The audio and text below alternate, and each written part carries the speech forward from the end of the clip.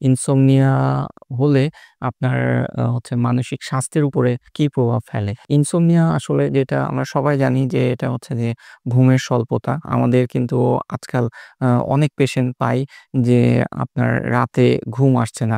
সারারাত বিছানায় এপাশ-ওপাশ করতে থাকি কিন্তু চোখে ঘুম আনতে পারছি না। তো এই প্রবলেমটা আসলে কেন হচ্ছে? ইনসোমনিয়া অনেকগুলো কারণেই হয়। আ একটা হচ্ছে যে তার মধ্যে অন্যতম কারণ হচ্ছে যে ডিপ্রেশন।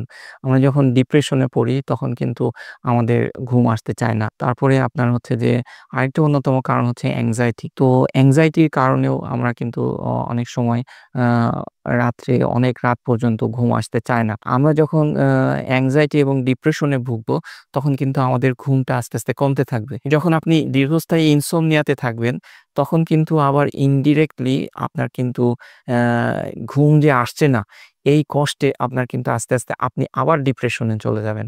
তাহলে এখানে দেখা যাচ্ছে যে একটা আরেকটার সাথে কিন্তু আঙ্গাঙ্গিভাবে জড়িত। মানে আপনার ডিপ্রেশন, anxiety র কারণে আপনি ইনসোমনিয়া হচ্ছে। আবার ইনসোমনিয়া যখন আপনি দীর্ঘদিন থাকছে, সেটা কিন্তু আরো আপনার anxiety, ডিপ্রেশনকে বাড়াচ্ছে। এছাড়াও আরেকটা প্রবলেম আপনার ফেস করতে পারেন সেটা হচ্ছে যে পোস্ট ট্রমাটিক স্ট্রেস ডিসঅর্ডার। এই টার্মসটা আপনাদের কাছে একটা নতুন শব্দ মনে হতে পারে। তো এইজন্য এটা সম্বন্ধে সহজ করে যদি বোঝাতে চাই, তো এটা একটা মেডিকেল টার্মস আ যেটাতে আপনার হচ্ছে যে প্রবলেম গুলো হয় সেটা হচ্ছে আপনার রাত্রে দুঃস্বপ্ন দেখতে পারেন। তারপরে আপনি আ নেগেটিভ থিংকিং এ চলে যেতে পারেন। তারপরে আপনার হচ্ছে যে সবাইকে এভয়েড করার একটা টেনডেন্সি। এই পোস্ট ট্রমাটিক স্ট্রেস ডিসঅর্ডার এ আপনার এই প্রবলেমটা হয়। তাহলে আমরা যদি দেখি যে কেউ যদি দীর্ঘস্থায়ী ইনসোমনিয়াতে ভুগছে, তাহলে কিন্তু তার মধ্যে anxiety বাড়বে, ডিপ্রেশন আসতে পারে, তারপরে post traumatic stress disorder develop করতে পারে। তো আমরা ইনসোমনিয়া পেশেন্ট গুলোকে পেলে আমরা তাদেরকে বিভিন্ন অ্যাঙ্গেলে আমাদেরকে আসলে ট্রিটমেন্ট দিতে হয়। ১ নাম্বার হচ্ছে যে এই পেশেন্টকে অনেক সময় কিছু সাইকিয়াট্রিক ম্যানুভার লাগে। কারণ তার ডিপ্রেশন, anxiety এগুলো অনেক সময় দেখা যাচ্ছে যে আমরা মেডিসিন দিয়ে ওভারকাম করতে পারি না। তখন সাইকিয়াট্রি ডক্টরের হেল্প নিয়ে আমাদেরকে তাকে কগনিটিভ বিহেভিয়ার থেরাপি বলে একটা থেরাপি আছে সেটা দিতে হয়।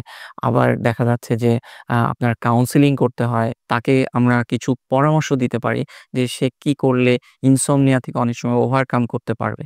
সেই পরামর্শগুলোর মধ্যে কমন কিছু পরামর্শ আছে যেটা আমি বরাবরই দিয়ে থাকি। একটা হচ্ছে যে আপনার আ রাতে একটু তাড়াতাড়ি ঘুমোতে যাওয়া, মোবাইল ফোনের নোটিফিকেশন অফ করে মোবাইলটাকে দূরে রাখা এবং আপনার হচ্ছে যে আপনার যে ঘুমের যে রুমটা, আপনি যেই রুমে ঘুমান এর স্লিপ হাইজিনটা মেইনটেইন করা। যেমন ধরেন আপনার বিছানাটা সুন্দর রাখা, আপনার ঘরের রুমের লাইটটাকে অ্যা একটা নির্দিষ্ট সীমায় কমিয়ে আনা, হ্যাঁ? আপনার একদম অন্ধকার যদি পছন্দ না হয় একটু হচ্ছে মৃদু আলো দিয়ে রাখতে পারেন রুমে। যদি আপনার বাসাটা এমন পরিবেশে থাকতে পারে যে চারপাশে প্রচুর রাস্তা, সেটার কারণে প্রচুর শব্দ হচ্ছে। চেষ্টা করতে পারেন যে আপনার সাউন্ড প্রুফ হচ্ছে যে কোনো আ হেডফোন ইউজ করতে পারেন আপনি।